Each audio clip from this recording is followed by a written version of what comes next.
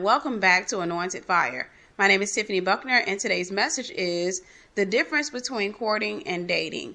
Now, I'm answering this question because I had this posted as a comment under one of my videos, and I personally believe this particular question deserves its own unique video. I do still have the question and answer segment, and I will be posting up a video within the next few days, but I did want to go ahead and tackle this one because this is something that the church doesn't know. This is something that we need to be taught. This is something that we need to start to learn and, meditate on so that we can change our minds. I'm going to still have the question and answer segment. Like I said, I've gotten about 50 questions so far, so I'm not going to be able to answer all of those questions on the next video. Obviously, what I'm going to have to do is I'm going to have to space them out, and I may be changing the question and answer segment because there are so many questions. What I may be doing is something different. I'm not sure how we'll be proceeding forward, but I'm going to be listening for the Holy Spirit to see what He tells me to do so that we can continue forward. But this is something I believe that deserves its own answer, so it's not going to be a question and answers. This is just going to be a video. I want to tell you how we have aligned ourselves with the world as a church. And the Bible tells us, be not conformed to this world, but be ye transformed by the renewing of your mind. The church, the average church today, has conformed to the world. And if you go to some churches, you'll see they'll come in and the next thing you know, they'll break out in hip hop, and you got folks doing whip and nay and all that other stuff in the church. You got a lot of things that are happening in the church that came in from the world. And what's happening is you got pastors who want a larger congregation. See, lust always leads you into the enemy's hands. So you have a lot of pastors who say, hey, I want a larger congregation. Where are the young people? We're not getting enough young people in. So what they do is they go to get some of the people in the church, some of the younger people, and they say, hey, what do we need? And these young people are telling them, hey, look, we want to come in and we want to bring the world into the church. We want to bring this into the church. So the pastor says, okay, do whatever we got to do. So a lot of times the church opens its doors for worldliness to get more people into the church. And it's no different than what Constantine did when he was trying to Christianize Rome. What he did was they refused to take Christianity. The Romans did anyhow. And so what he did was he allowed them to bring their pagan practices into Catholicism. So when he allowed them to bring it in, they said, okay, we'll become Christian, but we got to bring our pagan gods and all this other stuff, our pagan beliefs, and you got to incorporate that. So he incorporated a lot of those beliefs into Catholicism. That's why the Catholic Church right now practices they have a lot of practices that are pagan. And then the churches today, most Christian churches, or basically all Christian churches, stem from the Catholic Church. A lot of churches were trying to get away from Catholicism because of the pagan practices, but the average church still practices some form of paganism. And God said He's coming back to a church without spot or wrinkle.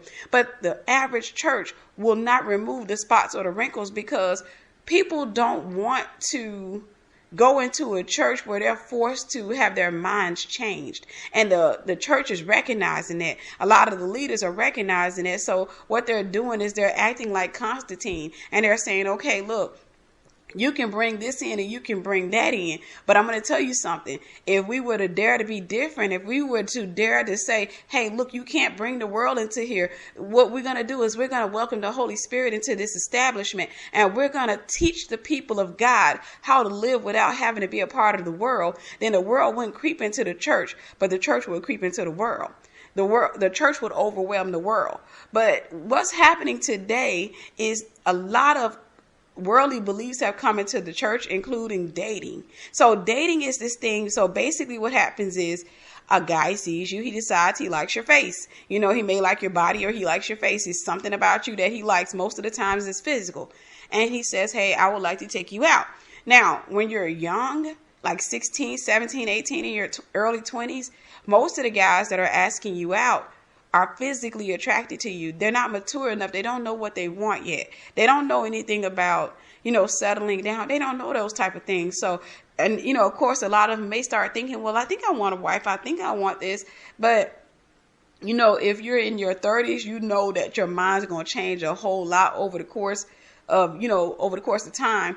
And what happens is what you used to want when you were 16, you didn't want it anymore when you were 18. By the time you were 21, you looked at when you were 18 and you thought to yourself, man, I was really immature. By the time you were 25, you were laughing at the choices you made when you were 21. By the time you were 30, you look back on the time when you were 25 and you said, I was so immature then. So you look at your choices and you realize how much your mind changes over time.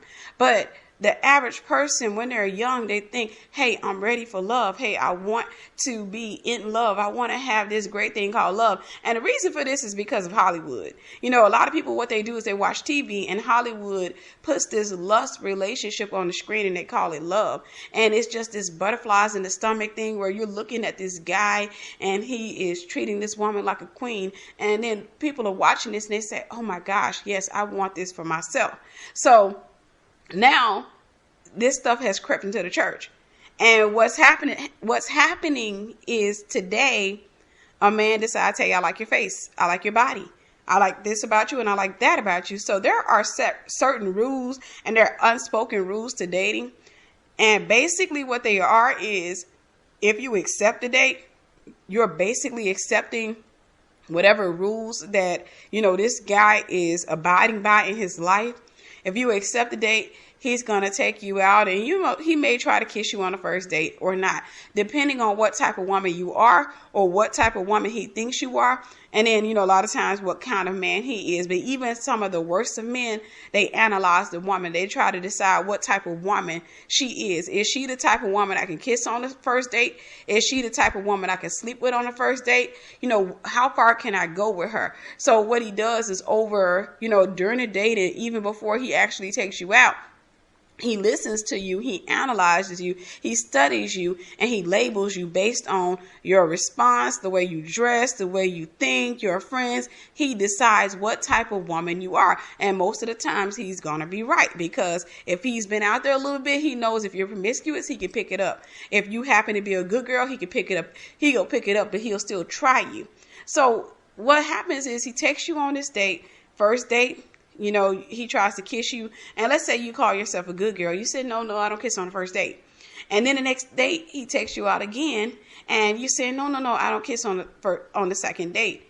The average person in the world kisses on the third date. The average person. Now, we're in a time that a large number of people actually even have sex on the first date. Or on the third date. They have sex because there is this assumption that by the time you go on the second date, you are automatically in a relationship with this person. Most people, they'll ask you, hey, I would like to, get to know you better. I wanted this. And, you'll start trying to establish these labels, these titles that you're going to have with each other, what have you. And it's just an assumption from the moment you accept a date with a person that you're going to be with that person romantically.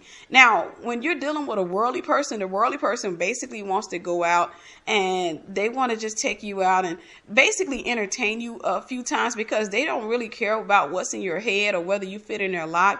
They just want to know what type of person you are, so I know what type of relationship to have with you. So a guy will decide, okay, is this going to be a sexual relationship, or is this going to be a serious relationship, or is this going to be a relationship that we just play by ear? And the average guy is going to be either a sexual relationship or a relationship that you play by ear. So he wants to figure out what type of woman that you are, and he takes you out and what have you. Let's say he decides, which a lot of guys do, you're going to be a relationship that he plays by ear. So he just sits back and he just talks to you from time to time, but still he's going to pursue you, not as a wife, but he pursues you as a lover, a whore, somebody he can sleep with, somebody that he can give a title to, he can be possessive of, somebody he can treat like a wife without having the responsibilities of taking care of like a wife. So he's going to pursue you in so many ways. He's going to try to sleep with you. He's going to try to romance you in any kind of way. He's going to try to basically give you some responsibilities in his life. Not necessarily, go out and do this, but he is going to give you some type of responsibility in his life, like you're supposed to call at this time, or how many times you're supposed to hang out with him, or what have you. He's going to give you some kind of role, and you're going to kind of do the same thing with him. And before long, once you have decided what type of relationship you want, when you're playing by ear, when that bewitching falls off that we call in love, what happens is he decides, hey, I've had my fill of her. And that's just the way the flesh is. I've had my fill of her. I've had her in every way that I could have ever wanted to have her. There are a lot of beautiful women out there, and I just don't really think that I want to settle down. It's not especially with her. So he walks away. After a month, after a year, after 5 years, after 10 years. Some guys are really, really loyal. They're really, really patient. I call them mallard ducks. And what a mallard duck does is, when I was in Florida, I lived in front of this lake, and you see a lot of mallard ducks on the lake or what have you. And during mating season, the male, his head turns green, and he has this little curly tail or what have you, and the female is just a basic color. And what he does is he swims with her. He protects her from the other ducks, because if she is not mated up, she is going to be raped. That is a given, and sometimes even accidentally killed, because the mallard ducks, the males who have not paired up with a mate, they are going to try to force themselves, and they'll start traveling in numbers. And when they start traveling in numbers, if they see a female without a protector, what they'll do is they'll attack her, and they'll keep raping her, But when a female has been paired up, when she pairs herself up with a male, the male sticks with her everywhere she goes during mating season. He's with her. When she flies, he flies with her. Wherever she lands, he lands with her. And he'll fight off other ducks. He'll try to protect her from the other ducks. Well, what happens is, he's a good guy for a season. What happens is, she turns around, and of course she gets pregnant, because that's what mating season is for mating. She gets pregnant, and she lays a few eggs. And the average mallard duck, he will sit there while she sits on those eggs. He'll sit there for a little while, and then eventually he gets tired. He gets tired of waiting. He gets tired of sitting there with her, so he flies away, and he will never hang out with her again. Maybe it's the next mating season, if she happens to be the one he pairs up with next mating season. Most of the time, it's going to be another female that he pairs up with next mating season. Now, he's going to go find the other male ducks who don't have a mate, and he's going to start hanging out with them. And then there are cases where, and I've seen cases where the male will stick with the female until she has the babies, until the eggs hatch, And then once the eggs hatch, he'll stay there and he'll protect her. But then after a while, he gets tired of the fact that she can't just get up and fly away. So guess what? He gets up and flies away. He'll abandon her and his children. And most of the children, a mallard duck, most of her children don't survive. She'll have on average between 8 to 10 babies, and on average, probably 2 of them survive, because you got the snapping turtles, the big fish in the water. You would have these big birds like herons, and you have a lot of different predators that are coming, and they'll take the babies. They'll swoop in and take the baby, snatch the baby real quick, and eat the baby. So the father's not there to protect the child. So the mother, she has to try to do it all on her own, and she can't. So she loses most of her young. Then there was a few cases where you'll see, a male duck that sticks with the mother, throughout it all. After she had the babies, the eggs have hatched, and he'll stick with her, he'll swim with her, and he'll protect his children. And in those cases, let's say if they have 10 children, most of the time, all 10 children survive, because the father is there to help the mother protect the children. But when the father is not there, the children oftentimes are taken away, because the mother, she's being distracted because the children are swimming all over the place, and she's trying to get them to stick with her, and then one gets snatched. And the thing is, her response is, if it's snatched by another bird, she'll chase the bird. If it's snatched by a fish or something that she didn't see, her response is to hurry up and get her children off the water. So she has to let that one go, and she has to try to save the rest of them. That's what a lot of guys are now. They are like mallard ducks. They are good for a season. They come in, and there's this little season where it's mating season for them. And they come in, and they're really decent guys for a season. They'll come in and they'll hang out with a woman, and they follow the world's rules of dating, and they enter this relationship. The next thing you know, they're fornicating, they're sticking with the girl. Next thing you know, you see her walking around with a big belly. He's still right there. Now, a lot of them are going to get up and run while she's pregnant, because now it's no more just fun. There's responsibility. They don't want the responsibility. They want it to fun. Then there are some of them who will stick with her throughout her pregnancy, and you will see them, and they are there with her. They are going to the store shopping with her. And if you look and you're in the world, you start thinking that she got a really decent one. She got a good guy. He's out there picking up clothes for the baby and stuff. But then by the time the baby is 1 and 2 years old, the average one has left by then, because now the realization is there. Because when she was pregnant, it was a dream. I want to see this baby. I want to be there for the birth. I want this and I want that. It doesn't seem so bad yet. But once the baby is born, you got all these different responsibilities, including financial responsibilities. And this guy decides, hey, I'm not ready for this yet. Everything seems to be so overwhelming. So the mother now, she is no longer focused on him like she used to be. She's no longer coming in the house and grabbing a hold of him and kissing him and running him into the bedroom. Now she's having to focus on this baby. And he realizes that, hey, I'm a selfish individual and I just want to go out here and get somebody else. So he goes out and he finds somebody else, or he'll go hang with his boys until next mating season. And then you have a very few that they will stick around. And they will help the mother, and they'll stick around for years. And, you'll see the child grow up to be about 5 or 10 years old. And then eventually, he'll walk away and he'll leave. I'll call them mallard ducks. They're very similar to mallard ducks. And this mess has crept into the church, because you got so many women who are trying to figure out who's a good man. And I'm going to tell you something. The world has taught us now. You will hear an average woman say, this guy's a good man, because they'll look at the fact that he was with his child's mother and he stuck with her throughout her pregnancy, and they were together all the way up until the baby was 5 years old. So he a good man because he did that. Instead of him marrying her, or getting married to her before he even impregnated her, before he even had sex with her, and sticking by her through the thick and the thin, and, going through everything with her, and then, raising his child with her, he gets up and he leaves. But the world has taught us that he's a good man because he tried for at least 5 years. This is what has crept into the church. So dating is basically assuming. It's trying something on. It's just getting into a relationship and hoping that it'll work out. It is just going out with a person simply because you're attracted to something about them and they're attracted to something about you, and hoping for the best. That's all dating is. Courting, on the other hand, is different. In courting, what basically happens is both parties come together with a different mindset and a different attitude. And courting, when we say courting, we're talking about the way we have it in Christianity, where you have a man, for example, he understands that this is a woman of God.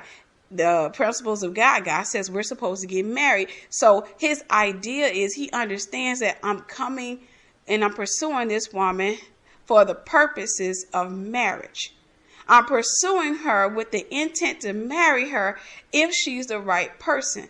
That's what courting is. There is no assumption in courting. And basically it's just, I'm getting to know you. I'm interested in getting married and you're interested in getting married. And then you come together and you see if the person that you're with is who you want to marry. Is this who God designed for you to be with? Or is this person just another person that happens to be passing by? That's all courting is. And courting, when you're using wisdom in courting, the key is to not enter a soul tie with the person you're courting. Because if you enter a soul tie, it confuses everything, and then a relationship transitions into a sexual relationship, which is basically the equivalent of dating. And the next thing you know, you're going through the motions of dating, and you have your little mallard duck with you. He'll stick with you for a little while, and you have your baby's responsibility comes and he flies away. But when you're courting, the thing is, you are purposely trying not, and you're using wisdom to make sure that you don't enter into any ungodly soul ties. You're trying to make sure that you remain pure. Basically, courting is coming together with a like mind in relationship, and in relation to relationships. Excuse me, it's the middle of the night and I'm trying to do this after doing another video.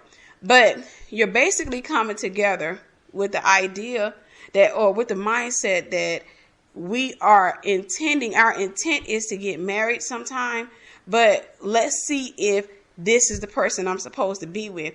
And like I mentioned on another video, what happens with marriage, God gives us two things that we can do. We can marry in his permissive will, or we can marry in his perfect will. In his permissive will, we are allowed to marry whomever we want as long as they are single and in the Lord, and we are single and in the Lord. We are not in sin, but that's not the person that God chose for us. But we're not in sin because he gave us free will, so we are allowed to exercise that free will. His perfect will requires faith. His perfect will means I'm not going to marry anybody.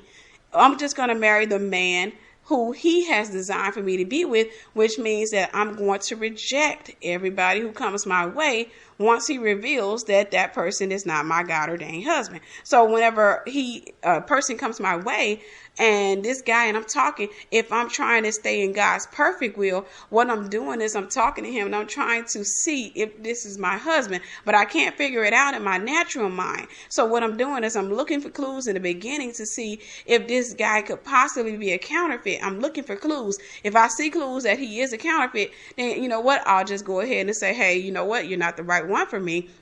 But if I don't see the clues, then I have to tap into my faith and I have to say, Yahweh, I need you to show me, is this my husband or not? If this is not my husband, drive him away from me. Because basically when you're doing it that way, you're trying to stay in God's perfect will, what you're doing is you're saying, I want the one who God has designed for me. The average woman is going to go into God's permissive will, but there are some of us who are seeking to be in God's perfect will. The thing is, when you are courting, you're going to have a like mind with the person that you're courting with. Like I said, the average person is going to start courting and then they're going to just go into God's permissive will. They'll see a guy that they're interested in. He'll be interested in them and they have a like mind in relation to marriage. Both of them have the idea that, hey, the purpose of this courtship is for marriage. We are coming together and we're getting to know each other with the intention to marry each other if we both agree, if we both mutually agree.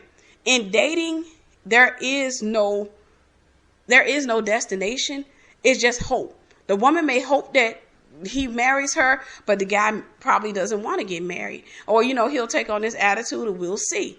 He may tell you, hey, look, I want to get married someday, but he doesn't necessarily say, I want to marry you. So he will take you and he'll put you basically on a string and he'll drag you along for year after year if he's with you for, years to come. And then basically what happens is he decides, hey, no, you know what? I don't want to marry you, because in dating, you're gonna 9 times out of 10 link your soul up to this guy through fornication. So you illegally marry him through fornication, and then after he's had all of the perks in marriage, the only thing that's left to marry about you are the responsibilities, and he's not trying to get there. So when it comes down to that point, when he's had all his fun, he's had all of the things that are bonuses to married men, he decides, well, you know what, now you're asking me to marry you because we got a child together and because you want to do this and you want to do that. So all I see right now are responsibilities. So he gets up and runs. The difference between courting and dating is the mindset or the heart of it all. Whenever you're courting a guy, your attitude is, I want to be right by God. I want God to be pleased with my life. I want God to say, this is a relationship that I have brought together, or she at least stayed in my will. She at least was single. She let me remove every ungodly soul tie from her. And she went and she got into a relationship with a guy that I permitted her to get with because he was single. She prayed about him and I made it clear that, hey, he doesn't have any ungodly soul ties. So they came together in God's permissive will. Now, when you're talking about perfect will, then you have two people who are praying and they're saying, hey, look, I want the one God has chosen for me. For me, for example, I want to stay in his perfect will. I can get in his permissive will, and the permissive will is the easy way. It's the easy way of courting. I can get in his permissive will because, the reality is there are a lot of single guys out there. And I'm going to tell you something. Women always say, it's hard to get a guy to marry him. That is a lie from the pit of hell. I told a friend of mine one day, and I'm not bragging, but I really want to put this out there. I told a friend of mine one day, even when I was in the world, I had the mind and heart somewhat of a wife. So the large majority of guys that I got into a relationship with, even if it was fornication, wanted to marry me. They always came out and said, hey, let's get married or what have you. Of course, I was running because I wasn't ready for marriage at that time. But the thing is, there are a lot of guys out there who actually want to get married. But, of course, a lot of them aren't right. But they are not going to get married to women with certain mindsets. So if you are in your 30s and you have dated a lot and you have never had a guy that was interested in marrying you, 9 times out of 10, you don't have the right mindset, which translates to you picking the type of men who don't want to get married, or they don't want to get married to you because of your mindset. Because a lot of women, what they basically do, and I'm going to tell you the type of man that a woman does not, I'm going to tell you the type of woman that a man does not want to marry. A lot of women get into relationships and they go all out of their way to please their guy. Man doesn't want to marry her because he knows that he hasn't met her yet. All he knows is that she's jumping through a bunch of hoops and doing everything he tells her to do. So he understands that she's doing this to hold on to him. So he knows that he has not met her yet. He won't marry her. But when he comes across a woman who has her own will and you demonstrate who you are and you tell him like, no, I don't want to do that. And you're willing to, and it's kind of like you're standing up for yourself. You have a spine, you have a backbone. When you sit back and you say, no, I'm not going there. I don't want to go there. Or, you have an opinion about things and you're not afraid to express yourself. When you are nurturing and caring and you show a guy who you are, then he is more likely to want to marry you, and the ones who don't want marriage will stray away from you. That's just the reality of men. And then too, nowadays you got a lot of ladies, what they're doing is, I see this one thing, I see contouring of the face, and I see a lot of stuff where you can put so much makeup on that you look like a whole different woman. Men will not marry women like that. I want to say it again. When you got on too much makeup, I'm telling you ladies, I love you and I have to tell you the truth. When you are walking around and you got too much stuff on you, a man won't marry you because he has not met you yet. He doesn't know who's underneath it all. You're doing too much. A man likes to be attracted to you, the person, not the costume. So if you're sitting back and you got base on your face, concealer, you contouring, and you got a bunch of makeup on and fake eyelashes and a long weave and contact lenses and you lining your lip and you got a fake mole and you doing all that, you're doing too much. You can ask any guy will not take you seriously. He won't marry you. So when you wear a costume, he's going to want to play with you. That's all. He's going to want to get around you. He's going to want to get entertained by you. He wants to see what type of woman are you underneath it all? Because you're a mystery, but not a good mystery. He knows that you're a follower. He knows that you're too busy. You're trying too hard. Have you ever noticed that guys tend to marry women who some of them are beautiful or some of them are basic, but they don't have a lot of makeup on. They don't have a lot of things going on. They tend to marry women like that. And that's because they've met the woman. Men tend to like women who aren't afraid to be themselves. And I know we're supposed to be talking about dating and courting, but this is where the conversation is going. This is where the Lord is leading me. So that I'm going to follow this. Men don't marry women who are covered under a lot of stuff. They're entertained by you. They'll take pictures with you and all that. But they don't marry women like that because she's too buried. When a guy comes up, and you'll see, a lot of times you will see a woman who, and makeup, there's nothing wrong with makeup, but there is a such thing as overdoing it. When you don't look like who you are, that's overdoing it. When you can take off your makeup and take off your weave and nobody recognizes you, that's overdoing it. But I've seen women who we may consider unattractive or even just basic by society standards, and they have some really good looking guys, and these guys love them. And the reason is because the guy got a chance to meet her. He got a chance to meet the woman underneath it all. The woman didn't bury herself. She came out and said, hey, this is who I am. And then she did it at the expense of everybody who ran from her. But a woman who's burying herself under all that stuff, she is basically trying to coerce somebody into marrying her, saying, look at me, I can be even better than what I am. So look at me, I got on a bunch of stuff right now. Look at me, I can be this and I can be that. And that guy says, okay, well, you look pretty. You look really pretty. I like your hair like that. Oh, what color is that? What color lipstick is that? Oh, you look really pretty. But he doesn't want to marry a woman like that because she's doing too much. I told a friend of mine yesterday, the reality of guys is that it is better to meet a man wearing little to no makeup. And I'm talking about, you can be wearing just basic makeup, natural earth tones. It's better to meet him like that and then get dressed up for him than to meet him with a bunch of makeup on and then have to dress down when you get married, having to pull all that stuff off. And he's like, what in the world? I would much rather a guy meet me wearing bare face than to meet me wearing a whole bunch of makeup, because at least I can get up and get dressed up for him. We get up and go out. I can get dressed up for him, because I can tell you, when you're married, what happens is when you get dressed up and, your husband says, hey, we're going out Friday night. Let's go get something to eat. And we're going to go here. We're going to go to this restaurant and you're going to, get nice or what have you.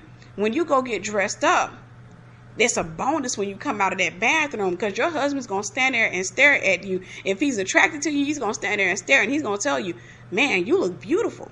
But if you happen to be walking around all the time with a bunch of makeup on and a bunch of stuff, then he has nothing to look forward to with you. The only thing he has to look forward to is you coming out the bathroom, because he knows you're going to be in there for a long time. He has nothing to look forward to. But at nighttime, you got to take half of that stuff off. You can't wear the makeup to bed. Not all the time, or you're going to end up with some huge pores. You're going to end up with some messed up skin. So you got to take the stuff off. And a lot of times with women, we allow Hollywood to give us these insecurities. So a lot of times with women, as women go and they'll take their makeup off and try to cut the light off so their husband don't see them. So really, you're trying to make sure that this man is married to the mask, rather than you just being yourself and let him be married to you.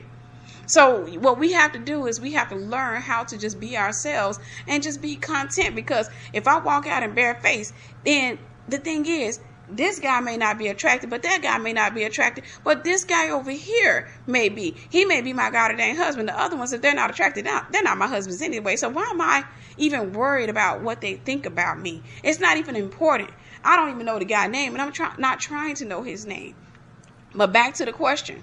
When it comes to dating, the assumption is we're gonna go out, I'm gonna spend a few bucks on you. No more. By the time the woman, or the average woman, fornicates with a guy, he spent on average about $100 or less for her. He's taken her out a couple of times. He'll take her out to a restaurant. He'll spend about $30 or $40 on a meal.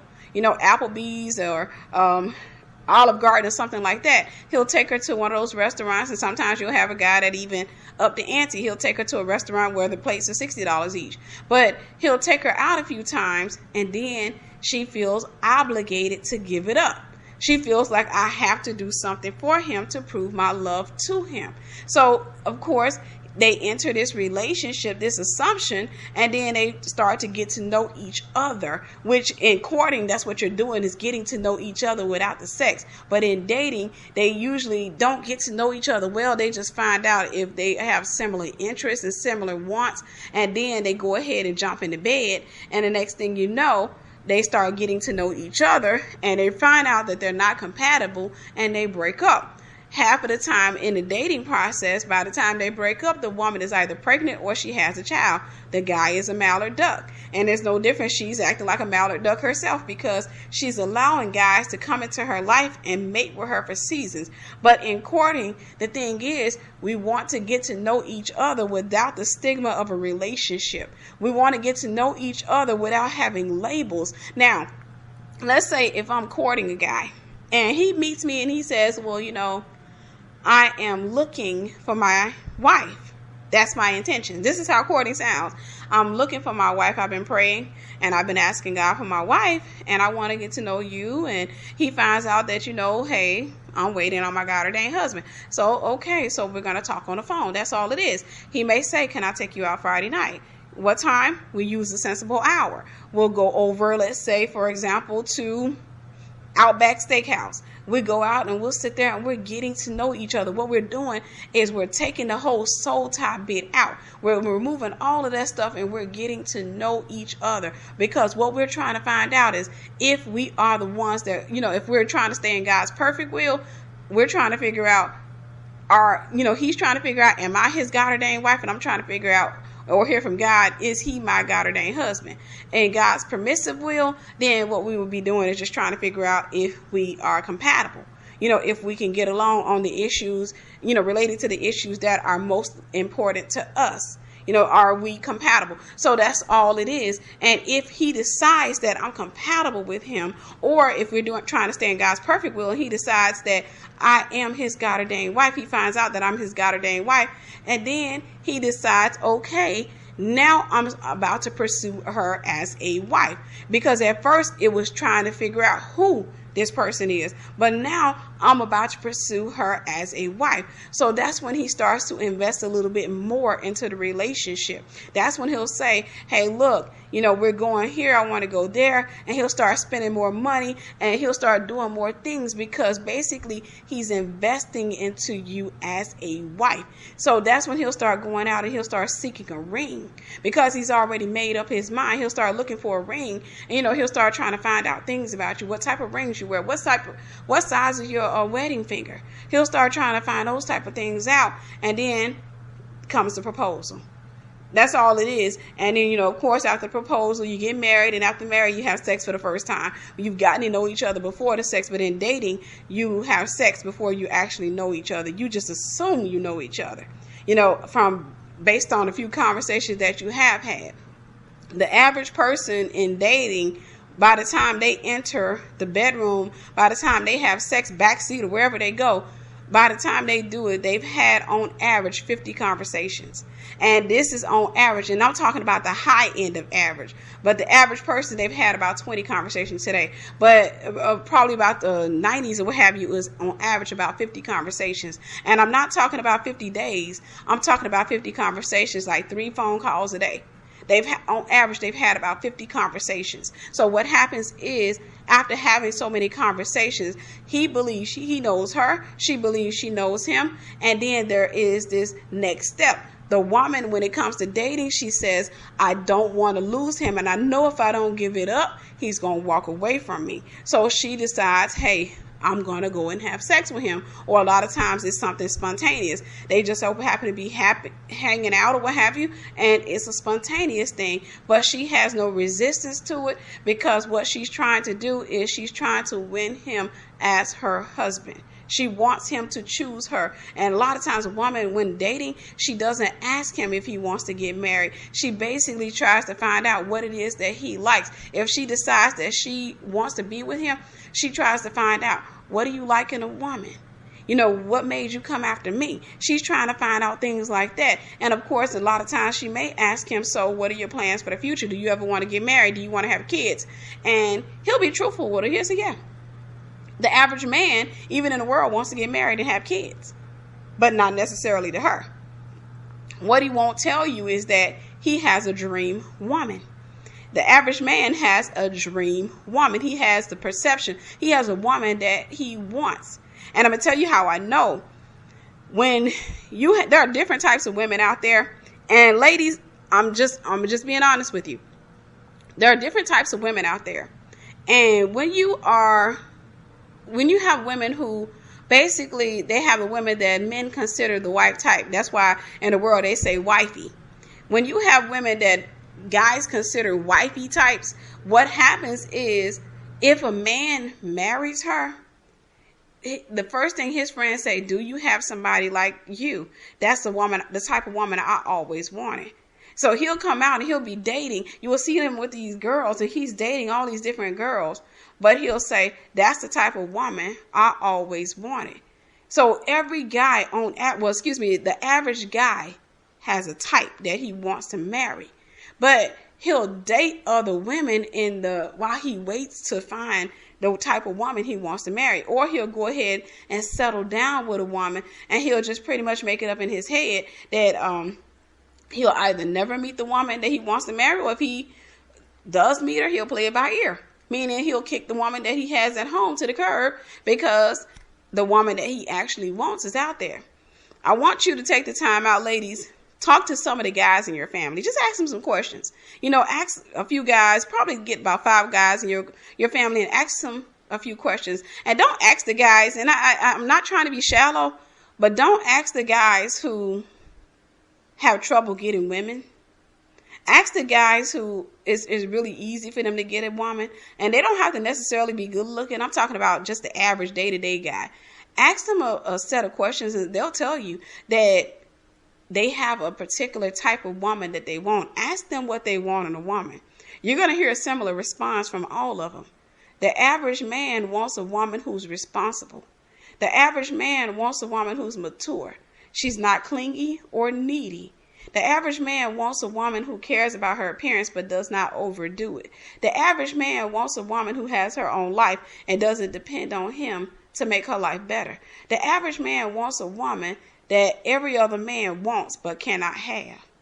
That's what the average man wants. So if you go out here and, like I said, if you're overdoing it and you're putting on a bunch of makeup and you're giving a guy everything he wants and you're trying to please him, the man's not going to be interested in marrying you. He'll date you, he'll court you, he'll even spend a couple of years with you. But he won't be interested in marrying you because you're not being who you are.